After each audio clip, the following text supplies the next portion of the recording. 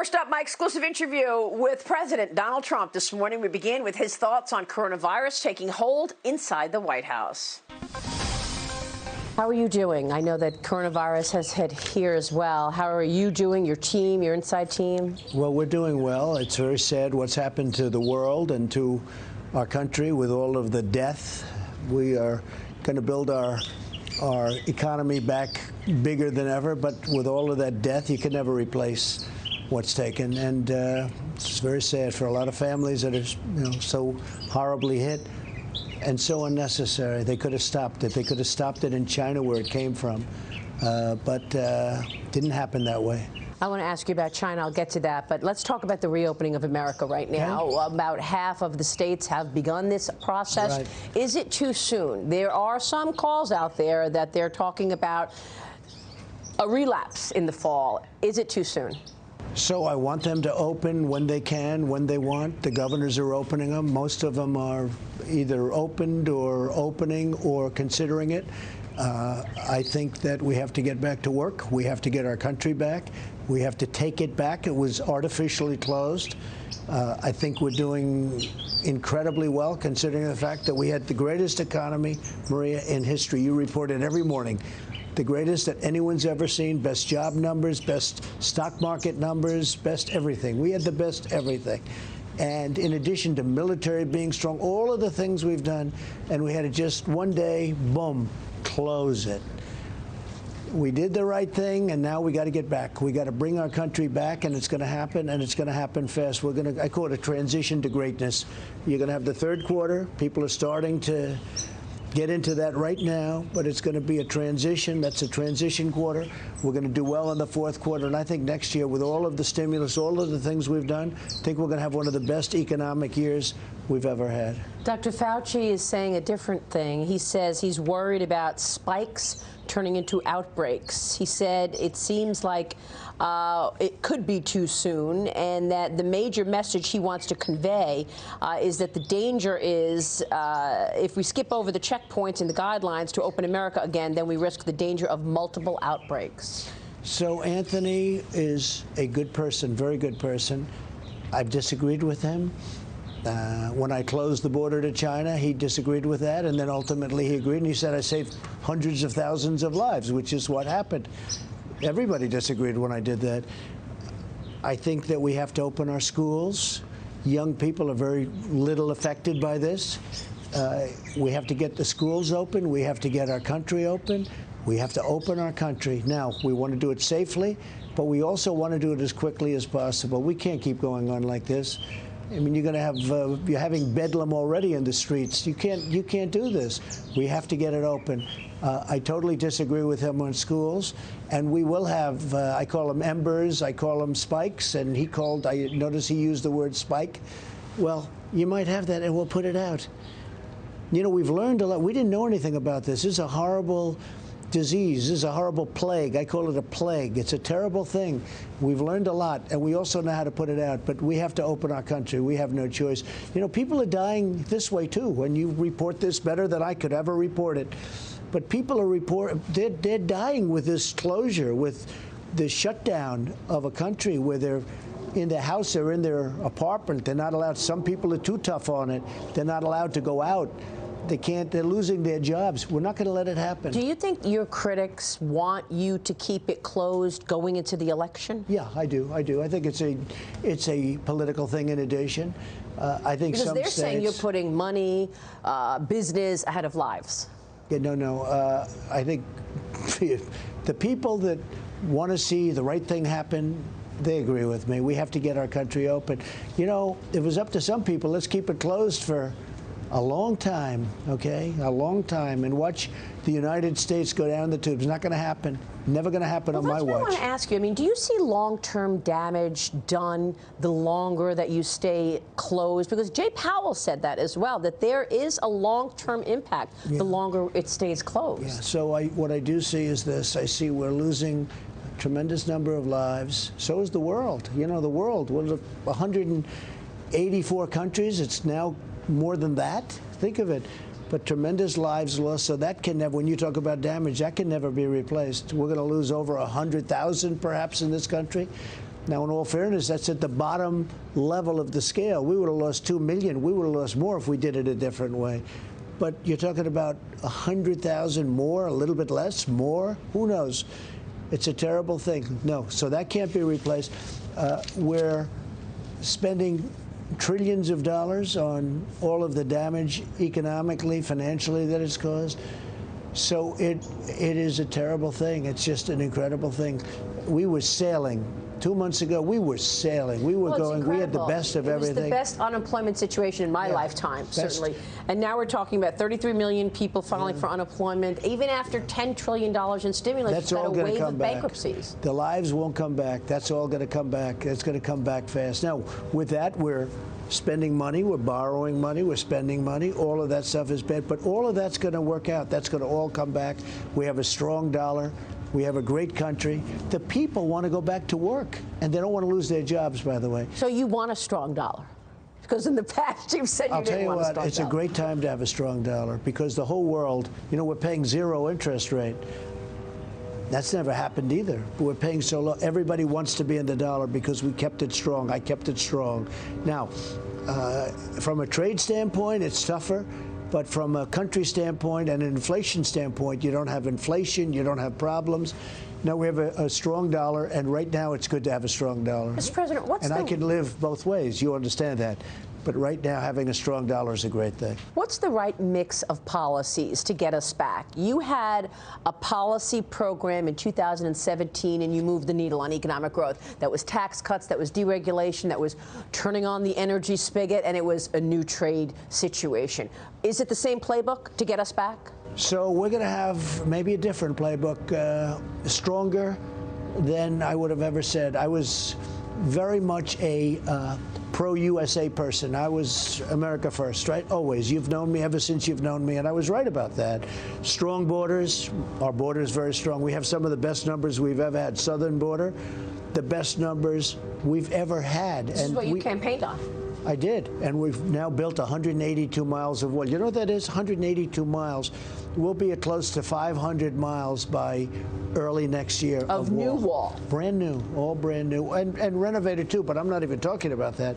We're talking about over 500 miles of wall, and we have, you have to understand, I had a party totally, they want open borders, they want people pouring in, and even they don't mention it. You notice I have all the financing. They didn't even bother with it at the end because I turned out to be right. They didn't want to be the party that was opposed to having walls and having strong borders. But they are. They want open borders. They want people pouring into our country. And now they look at it and they say they pour in. Do they have COVID-19? Do they? What's the problem? You know, what problem do they have? Okay, and so they want to stay away from that subject. But when you think of what we've done, but I was always America first. Make America great again, right? And basically it's that, but it's that plus, because a lot of people fought me on China. You hear what that? You hear all that honking? You know what that is? That's trucks. They love their president. Trucking protesters, right? Well, they're not protesters. They're supporters of me, because we're getting things for the truckers and all those great truckers that are all over the country. They want the economy and they're hunky, and they're really very thankful that I'm president, frankly. So when I hear the horns, there's 1,000 trucks outside. It's great. So what we're doing is what I was doing before, but even more so. And I'm even, you know, stronger about it. America first. China, I made a great trade deal. The ink wasn't dry when the plague came over from China, but the ink wasn't even dry. They didn't tell you about it when they came here on the 15th of January and shook everybody's hands. That was never even a subject. That was not anything that anybody really understood or knew about at the time. But China, I'm very disappointed in China. I will tell you that right now. I have a lot of questions Maria, on China. We can do things in our country. We can, you know, we used to make our own product. Would you believe it, right? We used to make our own product. We don't need 37 pencils. We can buy 2 pencils, and they can be better. But, you know, we went astray. The whole thing, we went astray. I've been talking about this for 20 years. Probably it's the #1 reason I ran for president, because I saw that our car industry was leaving, going to Mexico. You know, Mexico makes 30% of our cars. It's not even believable. Well, and Canada makes a lot of our cars. Businesses wanted cheap labor, but they also wanted lax environmental rules. See, the cheap labor turned out to be very expensive, because when you add what this is costing, you just take a look at what's happening. And when you add what's costing by us with our drugs, our pharmaceutical products, so many different minerals. things. So I put tariffs on China, and we've taken in tens of billions of dollars. I gave a lot of that money to the farmers because they were targeted by China. And every other president let China do whatever they wanted. You know, we were losing anywhere from $200 billion to $500 billion to China a year. Think of it. We rebuilt China, and I give them a lot of credit. But I don't give our past presidents and leaders a lot of credit, because they got taken to the cleaners. And worst of all was the last 8 years under President Obama and Biden, where his son gets $1.5 billion, and then they're supposed to be tough on China. Doesn't work that way. He traveled on Air Force Two. Yeah, with he used then his Vice father. President His Joe father Biden. got him to hundreds. Look. It's impossible to do what he did. If you talk to Steve Schwarzman, and I asked him, I said, Steve, is something like that possible? He said, to get that kind of money. He said, it's impossible. You can't get that money. He said, this guy had no experience. He didn't even have a job. And he walked out of China with $1.5 billion to invest for them, of which he makes hundreds of thousands and actually millions of dollars. What is this? So how do you get us back? When you look at these numbers, we're going to be going into the election with a double-digit unemployment rate. I mean, could we get below 10% by September on unemployment? No, but what are your policies by next year, to get I think us we're going to be very, very strong again. We have tremendous powers that other people don't have. We have tremendous job capacity, and I think what's going to happen is next year is going to be one of our best years. I feel that we will transition in this third quarter. Fourth quarter is going to be good. Next year is going to be incredible. Are there industries that you're thinking of that will lead us out of there, that are more poised to open and have economic activity than others? And what about states? Are there states out there that have become a model for you? I know Georgia did well, Florida as well, in terms of their openings. What can you tell us about the openings so far? But don't forget, those states, none of them would have done well without what we did in the federal government, because we became the ventilator maker of the world. I mean, we are now doing things with ventilators that nobody thought possible. When we took over, we didn't have ventilators. Nobody knew what a ventilator was. We're making thousands of ventilators now a week. And also, by the way, everybody's got ventilators. We're giving them now and selling them to other countries who desperately need them. Other countries are calling up. They desperately need them. We're the testing capital. You see the numbers. I mean, you've seen this before. But this is us in the blue. You're up to 10 million. Now look at this, over 10 million tests. So we get to a place where the White House is in corporate America, where every time you go to work, you just get your temperature taken, you get a test. Is that where we're going? You don't want to be doing that. Look, we want to go back to, like, you want to see a baseball game, or you want to see a basketball or football, you want to walk into a stadium. I went to the Alabama LSU game last year. They had 110,000 people in the stadium. I don't want to see 25,000 people where you have empty seats all over the place because of distancing. When do you think we could get back to that, Mr. President? How long is this going to take to get back to normalcy? Yeah, I think we're going to have a vaccine by the end of the year. We're doing very well with the vaccine. And I will tell you something. I just literally left a meeting. We're mobilizing our military and other forces, but we're mobilizing our military on the basis that we do have a vaccine. You know, it's a massive job to give this vaccine. Our military is now being mobilized, so at the end of the year, we're going to be able to give it to a lot of people very, very rapidly. And you're just doing something with syringes as well, so that you can have it plentiful. That's right. You have enough vaccine. We will have the tremendous force, because assuming we get it, then you have to distribute it. Right. And unless you're mobilized and ready, you're not going to be able to do it for a long time. So we're starting now.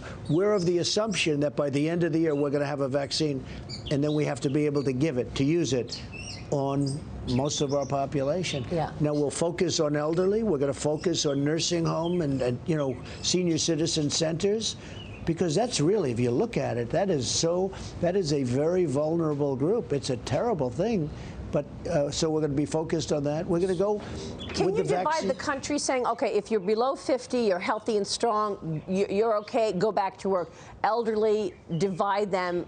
Well, we're doing that, and I'm actually saying, like with the schools, open the schools. But if a teacher is 65 or older, especially if they have diabetes, if they have a bad heart, if they have a problem, we say relax for a longer period of time.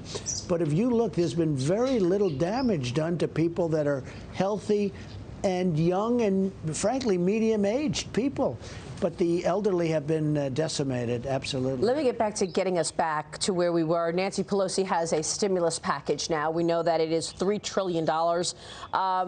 Kevin McCarthy's been tweeting about this, and apparently it includes diversity provisions for the marijuana business.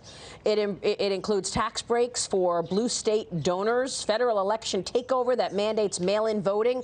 What is your take on proxy votes and mail-in voting? This is part of the Speaker's stimulus package. So she knows it's dead on arrival. We had a very interesting evening last night, as you know. In Wisconsin, we won very, very by a lot. And this is not a primary, this is an election. It was a special election. We won a House seat. Supposed to be close. We won by a lot. We had a great person, now Congressman Tom Tiffany. And the Republicans won in California, a special election. And in California, we're just getting the numbers, and it looks like we won that big.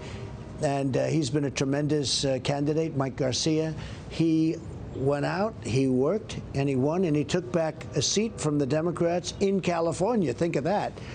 In an area that nobody thought possible. It was held by a Democrat, as you know, a Democrat who had a lot of problems. And Mike went out and he won that seat. These are two. Now, the press doesn't even write. But if we lost those seats, it would be headline news. Rough time for Trump. Because I'm running against Sleepy Joe Biden, but I'm also running against the Democrat machine, and I'm running, and you see how bad they are with all of the things that are coming out. When you look at these releases that are just being given to you just now as we sit down. But I'm running against the Democrats, and I'm running against the media. I'm running against the radical left. I'm running against some really stupid Republicans that don't understand how good they had it, because we have some I'm at 95 or 96% with the Republican Party, but we have some people that claim to be Republicans, and they've gone crazy. And the reason is I've defeated them all. You know, they were all my opponents, and they've never gotten over it. Guys, Weaver and Schmidt, all losers. And they go out and they try buying commercials. And you say, gee, we've rebuilt our military. We've taken care of our vets. Our vets are in the best shape. You've never seen anything like it with the vets, you know, with choice, with everything else. We've done such a good job. And then you add the judges, and you add protecting our Second Amendment. And what are these guys going to do? Support Joe Biden? And because Joe has been brought way left, way, way left. They've never gotten over losing to me. It wasn't supposed to happen. And then I had another race. It was against crooked Hillary Clinton, and she's never gotten over it either. Well, she's been tweeting already saying that we have to vote by mail. Now, I know that there was interference in the 2016 election. They were out to get you and they wanted to take you down. There's another kind of interference, and that could be fooling around with voting machines. I mean, in terms of voting by mail, vote proxies, what's your take? Do you want that? So, she's been tweeting about that, okay, Hillary. Voting by mail is very dangerous because people can grab them. People can take that proxy, sign a name. They can do all sorts of things, especially harvesting. They go out and they say, just, you know, let's put them all together. And that's happened. And by the way, we were thinking that might happen in California. We were, you know, worried about the race. But look, in California, they actually won. They voted by mail. The one we just won today. We just won it. Vote by mail. And they were losing because when you vote by mail, you see the tally, how it's going, right? And we were losing. We were losing that issue. So we lost that issue. We're voting by mail. We're winning. What happens? They immediately set a voting booth up, wasn't supposed to, in the middle of a Democrat area so they could get votes. But they still didn't do it. We won the race. It's pretty amazing. So why would Nancy Pelosi come up with this $3 trillion plan if she knows it's dead on arrival? She knows nobody's going to go for marijuana business in the middle of a pandemic. More than anything else, she wants the voter, the way of voting changed. Because if you did that, look, They have had some very dishonest things. You look at California, look at Los Angeles, where Judicial Watch settled a case where they agreed that 1 million votes were fraudulent. 1 million votes in one area were fraudulent, and they could have done a lot more, but it was so ridiculous, there was no reason to go any further. They came to a settlement. They agreed on 1 million votes. The level of dishonesty with Democrat voting is unbelievable. If you told a Republican to vote twice, they'd get sick at even the thought of it. And you have people that vote numerous times. What's happening is crazy. So now they want to send out vote by mail. Who knows who's signing this stuff? Not only should they come and vote, now if you're a senior citizen and if you're this or that, like in Florida, there's a great system of voting, but it's a fair system and it's a very closely watched system. So in some cases, age, you're not feeling well, you should be able to do it. But you have to go out and vote. And if you don't do that, we'll have the worst rigged election since Bernie Sanders, because Bernie Sanders has had a lot of bad things happen to him. You know, it's interesting with Bernie Sanders. It's a good point. I'm glad you make that. If Bernie Sanders, if Elizabeth Warren drops, and nobody talks about this, I say it all the time because it's so basic. Elizabeth Warren was a failed candidate, but she got a lot of the super liberal votes, you know, the radical left, I call it. And she didn't drop out of the race, Super Tuesday. If she drops out of the race, she doesn't even have to endorse Bernie Sanders. He wins every state, almost every state, against Biden. But she didn't, and then 2 other people did drop out. They gave the support to Biden. And despite that, if she does it, because she got, you know, thousands of votes, every one of those races were very close. He would win almost every state, Bernie Sanders. And that was the establishment Democrats killing Bernie Sanders. You know, Mr. President, there are a lot of people today that are very happy that you're so tough as you are, because there's a statute. There's a 1947 statute that says Nancy Pelosi would yield all of the powers of the presidency if the president and vice president could not. Consistent with the law, she could issue whatever executive order she wanted, fire disfavored political appointees, and in general, direct the executive branch as she pleased. She's third in line. It's never going to happen. We'll keep our vice president very healthy, and I'll stay healthy. Never going to happen. She would be a disaster. Look, Nancy Pelosi's a disaster, okay? Even doing a thing like that with her crazy vote. What she wants to do is get involved with the voting. She just got back to Washington. Everyone said, what was so long? She just got back here. So let's just see how it all works out. But I think we're going to have a great election. I'm getting really good poll numbers. For the most part, they're not being shown. And I saw Joe Biden on television yesterday. And if you watch him, he knows nothing. He knows absolutely nothing. Do you think he will be the candidate? I don't know. I just don't know. I mean, I'm looking. Normally, it's, of course, you know, he's going to be the candidate. Again, if Elizabeth Warren, Pocahontas, as I affectionately call her, because her whole life was a fraud, if Elizabeth Warren just got out before Super Tuesday, it would be Bernie. I don't care who it is. It doesn't matter. I actually would prefer Joe. I think I'd prefer Joe. Who knows, right, about those things. But a lot of people wonder, is he going to be the candidate? But, you know, how will you be positioning yourself for the election? Because people voted for you because they trusted your economic smarts. They knew you could turn things around for the economy and business. You're a business, the first business president, exactly. But now we've got 33 million people filing for unemployment. We've got 20%. Nobody blames me for that. Look, unemployment we had to turn off our country. We had the greatest, as we said. So will you position yourself differently going into this election? No, I don't think so. I'm going to do it again. I got to do it again. I did it once. I showed it can be done. And you know it. I've been on your show plenty. I did it once, and I'll do it again. Are you thinking about a payroll tax holiday? How? I like the idea of a payroll tax because it's very easy to administer, and I'd like it for both the small companies, you know, et cetera, and the people, because it's a double. It's a company tax. It's also for the people, the worker. I'd like a payroll tax. Cut, a payroll tax cut or a holiday? Cut, yeah, cut, meaning cut. That's one of the taxes that I want to see cut. And by the way, we've given the largest tax cut in history. If we weren't so strong as a country, we wouldn't even exist right now. We built an incredible machine. It was a beautiful thing to watch. I even said, 3 months ago, I was with a group of people. I say, can you believe this? Every single day, better employment numbers, better stock market numbers, more jobs. The military is almost complete now. We've totally rebuilt everything. And then one day I have to turn it off. Now, what's going to happen, Maria? We're going to rebuild it again. And it's going to go fast. You have to give aid to the states. We had Mayor de Blasio on the other day. He said he needs $7.5 billion right now, yesterday. He said he needs to be made whole. What are you thinking in terms of aid to the states, to the cities? How are you going to decide who gets what? So you've had a lot of states and cities that have been very badly run for a long time. A lot of them are trying to use the COVID problem, you know that, for making up what's happened over 25 years of bad management. Like your governor of Illinois, he wants money. He wants money. I know the family. He wants money because, you know, let's make up for 25 years and some very bad current years. Now, there's one thing. If they spend the money, that's one thing for COVID. But they want money for 25 years of bad management. It happens to be that virtually without exception, they're all in Democrat states. It's very interesting. Los Angeles wants money. New York wants money. Illinois is really having a hard time. They all want money.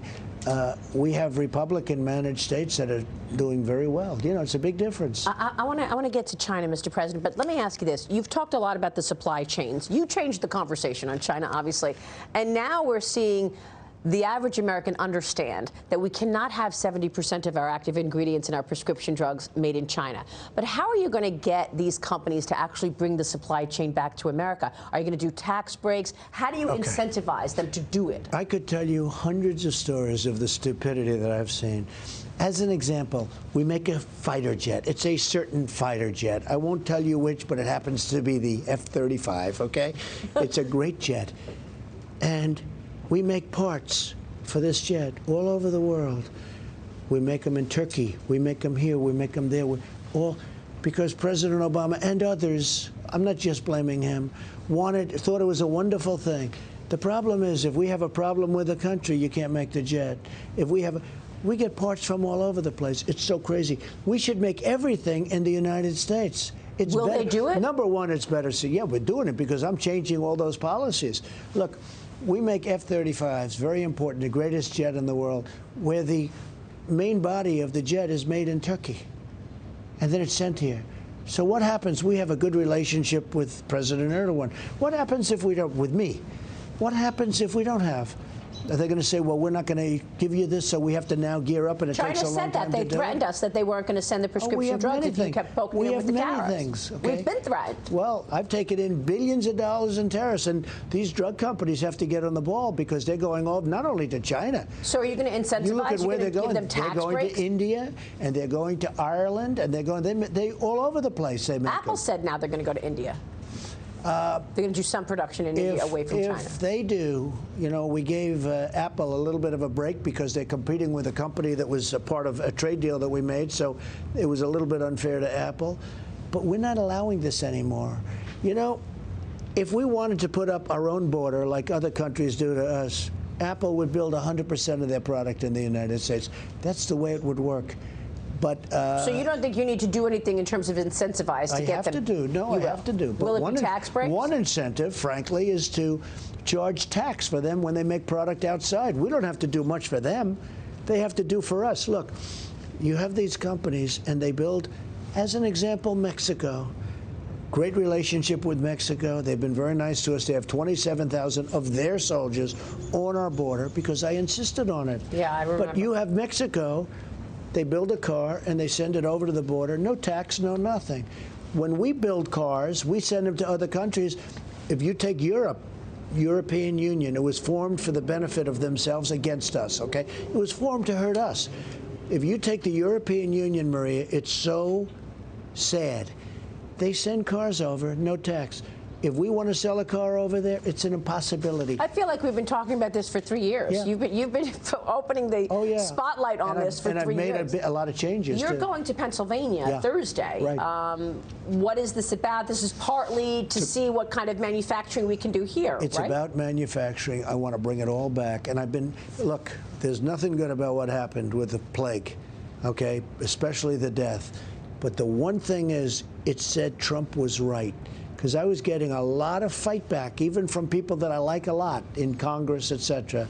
And now they're not fighting. These stupid supply chains that are all over the world, where you have a supply chain where they're made in all different parts of the world, and one little piece of the world goes bad and the whole thing is messed up. I said, we shouldn't have supply chains. We should have them all in the United States. We have the companies to do it. And if we don't, we can do that. And now it's the happening. services part of our economy is getting crushed. Yeah. Hotels, restaurants. We need the manufacturing. It's all happening. To be picking up. It's all happening. Let me turn to China, Mr. President. You called it an attack the other day.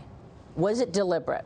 So, a terrible thing happened, and you can look at it as a source. It took place at a certain point, and it could have been put out, and it should have been put out. And we asked to go over, and they said no. They didn't want our help. And I figured that was okay, because they must know what they're doing. So it was either stupidity, incompetence, or it was deliberate, one or the other. But one of the things that is bad is they stopped people leaving. Nobody could go to China. You couldn't go to Beijing. You couldn't go anywhere in China. But you could go to the rest of the world. What was that all about? 430,000 people traveled from China to the United States after coronavirus was known. Right. Okay. So we took in, as you know, a very small, because I put on, in January, and I was criticized by everybody, including Dr. Fauci. I put in a wall. We put in a very strong wall. Only a small number of people were allowed in, and they were all U.S. citizens. I can't tell a U.S. citizen you can't come back into your country. And then I put up a barrier to Europe, too, because what happened is these same people and others went to Europe.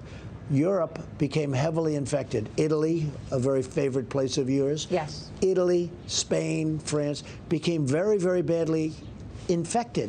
Infected, it's a terrible word, isn't it? It all became a horror show. And then I closed it because I didn't want people coming in from Europe, if you can believe it. This is what happened. But by doing this, we actually acted very early. We did a great thing, but it's a disastrous subject, no matter how you cut it. Knowing what you know now, and as you start reopening things and you're getting info from all of the governors and you're tracking this, when would you expect international travel to come back? Is that a 2021 affair? All I can say is this: as soon as possible. We can't send planes over to a country that right now, I mean, I'm not going to mention names of countries, but there are some that are right now, we talked about one just a little while ago, really badly infected. So we can't bring people in that we just can't do. It'll take a while. It'll take a little while. But a lot of people are going to start traveling more so in the United States, and they'll be back. We're going to have, it's all going to be back together. And in many ways, we've learned a lot, and we're going to bring back manufacturing that we could never have done without this. As bad as this has been, because now people agree with me. A lot of people are saying Trump was right. I've been talking about this for a long time. I've been doing a lot about it.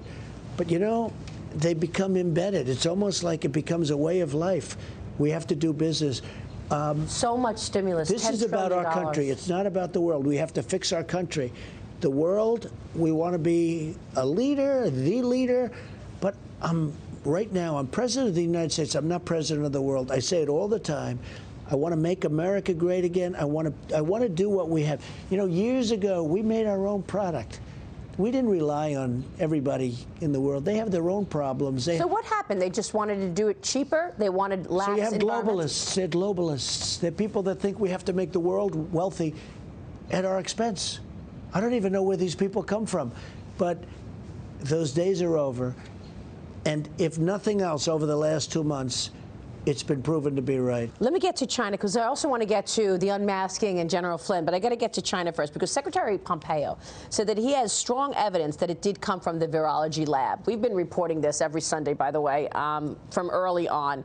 You also said that you saw evidence. Can you tell us anything about the intelligence? No, but we have a lot of information, and it's not good. But you know, the worst of all, whether it came from the lab or came from the bats or it all came from China. And they should have stopped it. They could have stopped it at that source. I call it the source.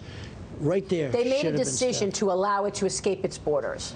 I don't know if they made the decision, but it got out of control. I think more likely it got out of control. Senator Cotton said that they didn't want the Chinese economy to contract 20% and the rest of the world to contract 2%. So we were beating them very badly before this. We were beating them between the tariffs and other things we were doing. And we were going up, and they were having a very bad year. They were having the worst year they've had in 56 years. He had Hong Kong protesters on the street, and they weren't well, and even beyond that. And we were really doing well.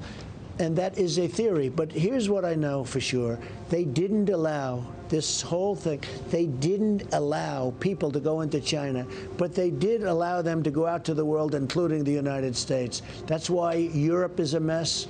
That's why, look at these countries. Russia's having a hard time. Everybody's having a hard time. So will it get worse for those countries, do you think? Yeah, it's, for some of them. Some have just started the process. We're getting toward the end of the process. You know, so they downplayed the disease, they downplayed the virus. At the same time, they're allowing international travel, 5 million people leaving Wuhan, going to Italy, going to the United States. Then they start cornering the market on protective equipment, even though China is already the largest producer of this stuff. That's not the big thing. Look, the big thing is they should have never let this happen. So I make a great trade deal, and now I say, it just doesn't feel the same to me. The ink was barely dry, and the plague came over. And it doesn't feel the same to me. Are they going to renege on it? They're not going to buy the $250 billion, are they?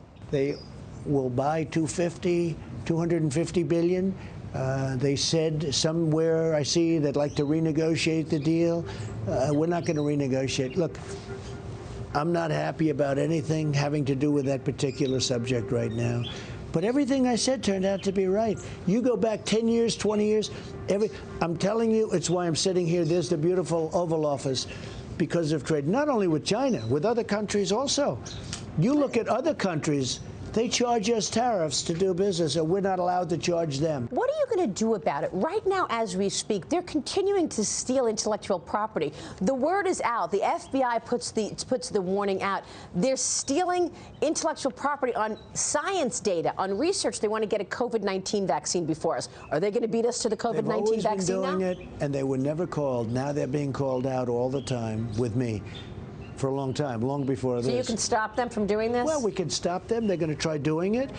I mean, you could also stop doing business with them. That's one thing. Look, we have lost a fortune dealing with China. We have rebuilt China. They've done a great job. But the people sitting in this seat have allowed them to rip us off like you've never seen before. And that includes President Obama and Biden, Sleepy Joe. He allowed them to rip this country off. We spent hundreds of billions. We gave them hundreds of billions of dollars year in and year out. Have you spoken to Xi Jinping? I have a very good relationship, but right now, I don't want to speak to him. I don't want to speak to him. Because, you know, Senator Cotton was saying maybe we should be limiting the amount of visas that we give to students who want to study things like quantum computing. There are many things. And AI. There are many things we could do. We could do things. We could cut off the whole relationship. Now, if you did, what would happen? You'd save $500 billion if you cut off the whole relationship. Look, at what point does it, and I said this for years, I said it with other countries also. You know, China's not the only country ripping us off. At NATO, where we defend Europe for nothing, by the way, essentially nothing, I was able to get them to pay hundreds of billions of dollars more. You know my biggest fan in the world? Secretary Stoltenberg. He has said that to me on the show, actually. He's been there a long time. He said nobody's ever gotten, you know, we were paying more and more, they were paying less. You have to see the chart of what they pay. So we are defending Europe, and then they're taking advantage of us on trade. It's all one way, and it was all turning, and it is all turning around. And you pulled back the money. But we've been proven to be right. Yeah, I pulled back the money. You pulled back the money from the thrift fund. They wanted to put 10% of the thrift fund into MSCI index. That was Chinese companies. Billions. $50 billion. Yeah, I pulled it back. Will you go one step further and force that Chinese companies have to follow accounting rules if they want to be listed on the New York Stock Exchange and the NASDAQ? We're looking at that very strongly, but on the thrift fund, you know, it's run by the Obama appointments, right? And we said, you got to do this, and we're going to find out whether or not they're going to do it very soon. And if they're not, we're going to replace them very quickly. And we are looking at your second part of your question. We're looking at that. Because Chinese companies like an Alibaba, any Chinese company, they're listed on the New York Stock Exchange. They don't have to report their earnings the way an American company does. It's pretty amazing. But here's the problem with that. You know, look, I hate to say it, but let's say we do that, right? So what are they going to do? They're going to move their listing to London or someplace else. You see? Let's say you want to get tough. And you're going to do, you know, everyone wants to be a tough guy. Look, I'm the toughest guy. But what happens is, so we say, you're going to do this, and you're going to follow the rules of the New York Stock Exchange or NASDAQ. What do? They say, okay, we'll move to London or we'll go to Hong Kong. Mr. President, let me switch gears and ask you about General Flynn and what has taken place. We have breaking news today. The names of the people who unmasked General Flynn have been publicized. Joe Biden, John Brennan, Jim Comey. Your reaction? It was the greatest political crime in the history of our country. If I were a Democrat instead of a Republican, I think everybody would have been in jail a long time ago, and I'm talking with 50-year sentences. It is a disgrace what's happened. This is the greatest political scam, hoax in the history of our country. Well, it is the biggest and people should be going to jail seen. For this stuff, and hopefully a lot of people are going to have to pay. No other president should have to go through. And I'll tell you, General Flynn and others are heroes, because what's happened to them, they weren't after General Flynn. They wanted him to lie about me, make up a story. And with few exceptions, nobody did that. There were many people. I watched K.T. McFarland the other day. I watched where she was knock, knock, FBI, you know, the FBI, okay? This was all Obama. This was all Biden. These people were corrupt. The whole thing was corrupt, and we caught them. We caught them. And what you saw just now, I watched Biden yesterday. He could barely speak. He was on Good Morning America, right? And he said he didn't know anything about it. And now it just gets released right after he said that. It gets released that he was one of the unmaskers, meaning he knew everything about it. So he lied to your friend George Stephanopoulos. What kind of stuff? Explain to our audience what this means, because, I mean, this is a serious thing. They are tracking phone calls. They were tracking a phone call of, I guess, Kislyak, and you're not supposed to. I'll tell you what it means. It's very simple. So even before I got elected, you remember the famous The Two Lovers, right? Strzok and Page. The insurance policy. She's going to win, but just in case she does it, we have an insurance policy. That means that if I won, they're going to try and take me out. That's all it means. It's very simple. It's an insurance policy. So she's going to win. Isn't she, darling? Isn't she going to win? I watched Chuck Todd this weekend, what he did to a beautiful sentence made by our great Attorney General, and he cut it in half, and then he complained that Bill Barr didn't say the other half of the sentence, and he said the exact same words that Chuck Todd used. These are corrupt people. These are people that shouldn't be allowed to be on television. Because, you know, when I say the enemy of the people, that's the enemy of the people. That's corrupt, okay? That's corrupt. But this was a terrible, terrible thing that happened to our country. It was they tried to overthrow a duly elected, forget about me, a duly elected president of the United States. They tried to do an overthrow with fiction by making up stories about Russia. Now it's all come out that actually they wanted Hillary Clinton. You saw that one came out yesterday. They wanted Hillary Clinton to win. Nobody's been tougher on, I mean, you can speak to Putin or anybody else. Nobody has been tougher on Russia than I have. Well, they wanted Hillary Clinton to win. General Flynn was exonerated, but we all know, because of the setup notes, and now Judge Sullivan is delaying it. So what do you think about this federal judge saying, well, I'm not going to write off on the exoneration just yet? What is that about? I think it's one of the most incredible things that I and many other people, there's a lot of anger, have ever seen. I just had General Milley and some other generals in my office about an unrelated topic, right? And I said, do you guys know General Flynn? General Milley, head of Joint Chiefs of Staff, great military person, bearing. He said, I've known General Flynn for a long time, sir. He's a great man, and he's a great gentleman. This should never have happened to him. Three-star general. He's a great guy. The FBI said that they started the Crossfire Hurricane in July of 2016. But we know that there were informants running into your campaign associates as early as January, February of 2016. They would be Stefan Halper, Joseph Mifsud, Alexander Downer. Who organizes that? Would that come out of the CIA? I know that Stefan Halper made $1 million. I don't know what he was paid that $1 million for, but they got paid a fortune. These guys got paid just for running into your campaign. Think of it, government money. They were interviewed. I don't know Papadopoulos. I never met even Carter Page. I never met this man. But they went after Carter Page because they thought he was a person in the campaign. I think he was on a committee, but I never met him. But they went after these people viciously, all because they wanted to hurt the President of the United States. They figure they'll either hurt him or they'll take him out. That would be the ideal. Comey is a corrupt person, but let me tell you, Brennan bad, they're all bad. Everyone. Clapper is, not smart guy in charge of intelligence. But here's the thing. It was impossible for it to happen without the man that sits right in that chair in the Oval Office. He knew everything. Do you believe President Obama directed the U.S. intelligence agencies to spy on you? Yes, he probably directed them, but if he didn't direct them, he knew everything. Once they couldn't find collusion evidence. You're going to see that when the papers came out. Remember the Lisa Page text to her lover saying POTUS wants to see everything? POTUS. They're not talking about me. I wasn't president.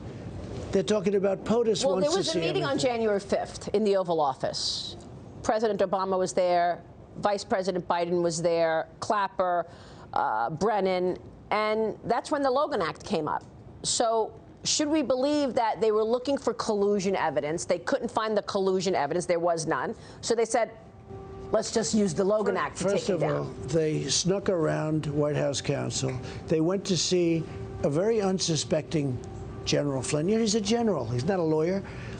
They said, you don't need a lawyer. And they started asking him questions. And they probably brought up the Logan Act. And they probably scared the hell out of him. But let me tell you a little secret.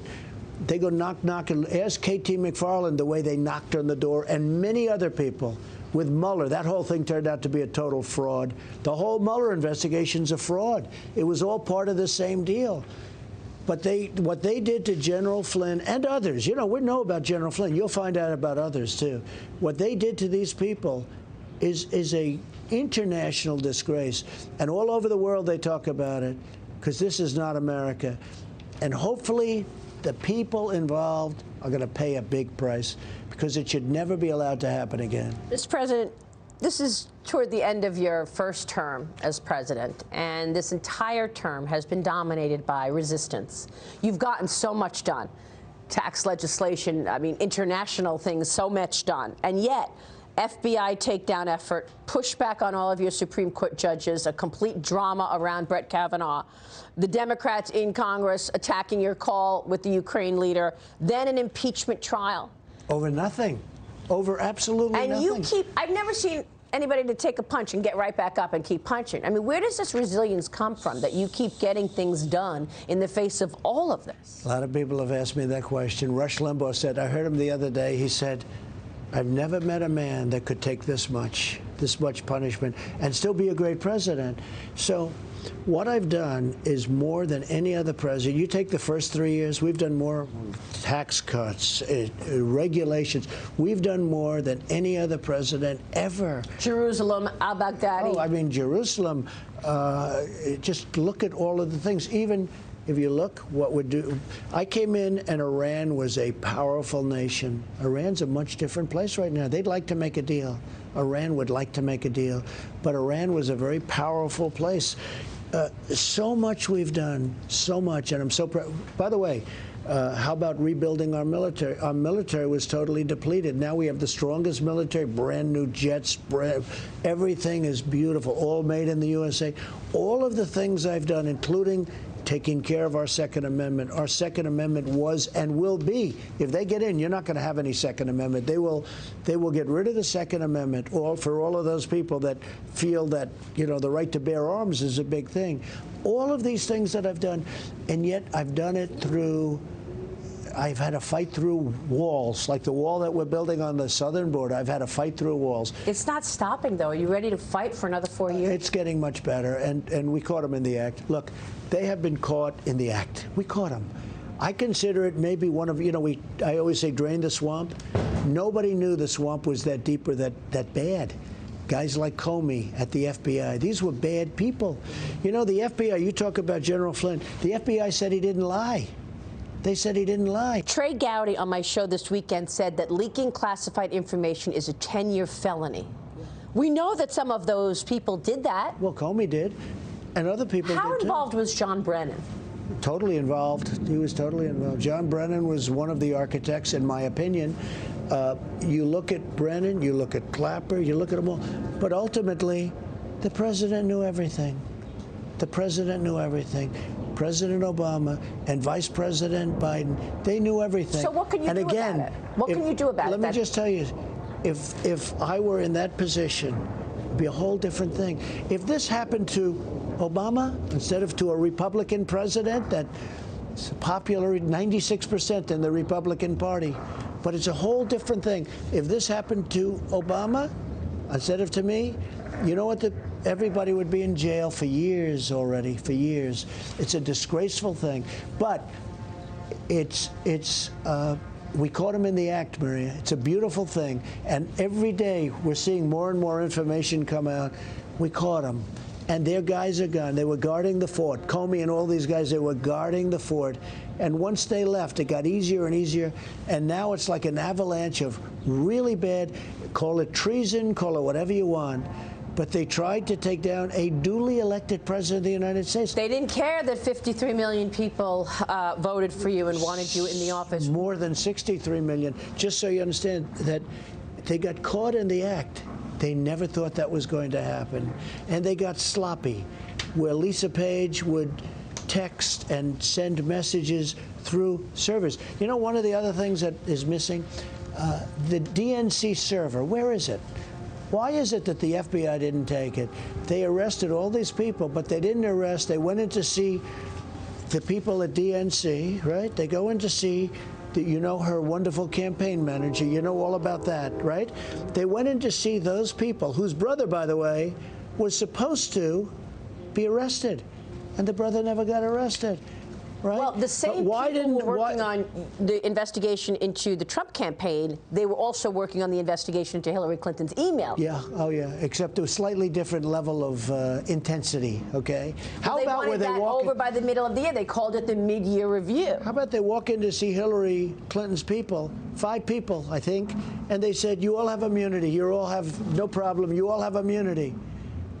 And with our people, they wanted to try and put them in jail, and in some cases they did. And those people are going to go down as heroes. You watch. Well, Paul Manafort is now, I guess, spending the rest of his term at home. I don't know, but I'll tell you what. They went after Manafort using, the big black book on Manafort? It turned out to be a fraud. They found that out recently. The black book where they said he got money, he got cash, he got all, turned out to be a fraud. The Ukraine said that. All of these things that they did, they were setups. And I have great respect for these people because look at Roger Stone. Look at the horrible treatment he's got. He's going to be okay. He's going to be okay. He got treated. He wasn't even on my campaign. He was years before. He wasn't even on. I think Carter Page is going to sue, and I wouldn't be surprised if General Flynn sues. General Flynn's going to have a heck of a case, but he's got a judge that I guess doesn't like him very much, but maybe the judge doesn't like me very much, okay? Maybe the judge doesn't like me very much. I'll tell you what, I've read legal scholars. They can't even believe what the judge is doing to him. Los Angeles just said they may actually extend the shutdown throughout the summer. I think Elon Musk is fighting back, obviously. He's doing the right thing. I'm all for him. Los Angeles, I think they're doing that for political reasons. Look, the less successful we are in opening, the better they are probably, maybe, for an election. But I'm letting people know, in many cases, they're doing it just for political purposes. So you think that they would rather see a recession, a terrible economy, joblessness, than have you get another term? They would rather see our country fail. They would rather see our country fail, and you know what that means, because part of failure is death. They would rather see that than have me get elected. I've driven them crazy. I don't know what it is. You've upended everything, and they want their power, I guess. Real quick on this Wuhan lab, I just want to get your take on this, because people are questioning it, and I feel like I was among the early ones looking at this, wondering if that's where it originated. And in the Wuhan lab, didn't we as a country give money to that lab?